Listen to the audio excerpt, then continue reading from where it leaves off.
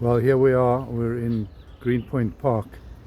Check this out. We're having a developing your style conversation for mobile phone photographers. This is Cara.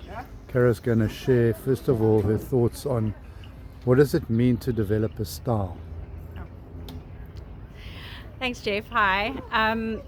So, in my opinion, when you're developing a style, firstly, you need to think of what you really, really enjoy photographing. Is it photographs of people or buildings, beautiful old buildings, architecture, or just landscape photography, flowers, etc. Pick one thing that you really enjoy photographing, and then once you've got that, you look at your editing.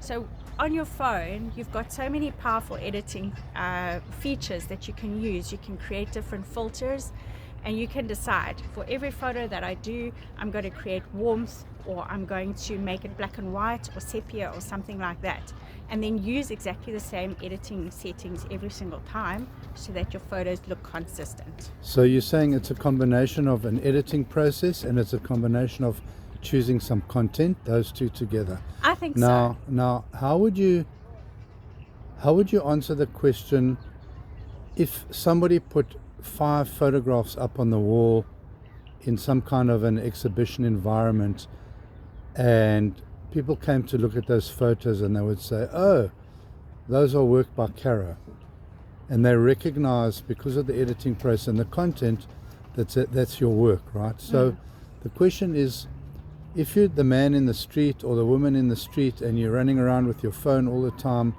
how does one begin the journey of developing your own style?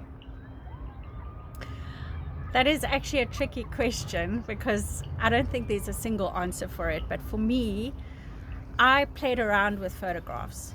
So I played around with what I was doing, and because I was traveling a lot when I started my photography journey, I've got a lot of travel photography images from different places. So for me, it naturally formed.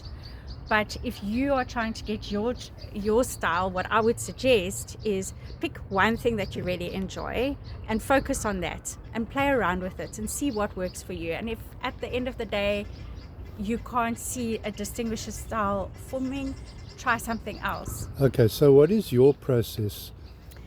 When you go out, you travel, you go around the world, you were telling me in the Great Wall of China, you saw part of it that wasn't refurbished yet. You spoke about going maybe to Luderitz, to that well-known town over there. How do you combine? So let's say you've picked content, right? Yeah. It's travel, and I know from what Cara's told me before, it's moments in time, making that moment memorable. So when you look at the picture, you feel like you're in the picture.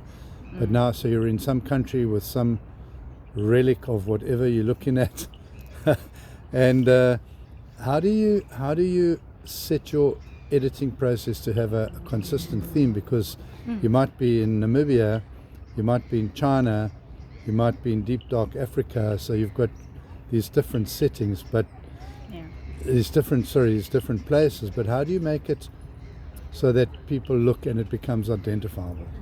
Well, I think for my photography, I try to steer away from a cool tone and I go warm tone. So is there a reason for that? Because people feel cold with cold tones, and people are naturally drawn to warm tones. But there is a place for cold tone photography as well. For me, Or if you warm up like the polar tones. bears, yeah. Yeah, I warm up the tones a bit. But you can even warm a photography with a photo with a polar bear. I mean, I went I'm to sure the you top of can. a glacier and I did the same thing. And then you can bring the blues out by toning up the aqua, going to the lighter blues, and creating a contrast like that. So that's what I do in my photography. Okay.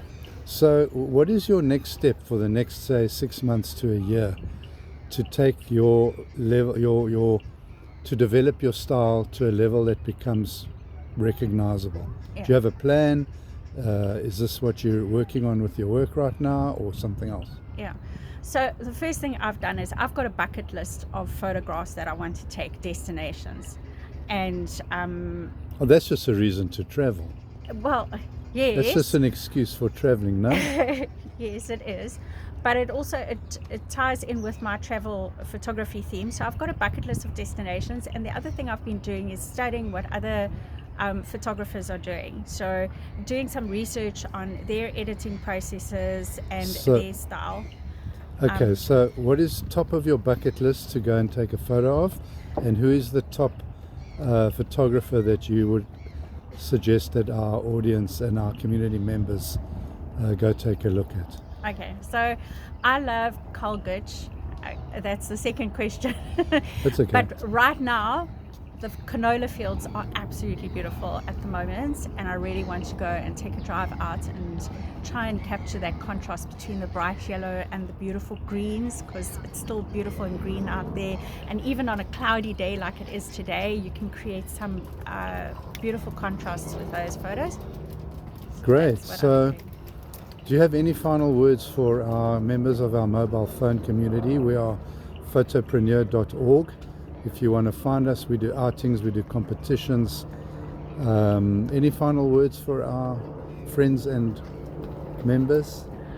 I think don't get too hung up on technicalities and, finding your style. Just go out and have fun. You have such a beautiful opportunity with this thing that sits in your pocket every single day. Go and take images, create memories. Here we are at the beautiful park. But here we really are. So thank you. We hope you enjoy the video.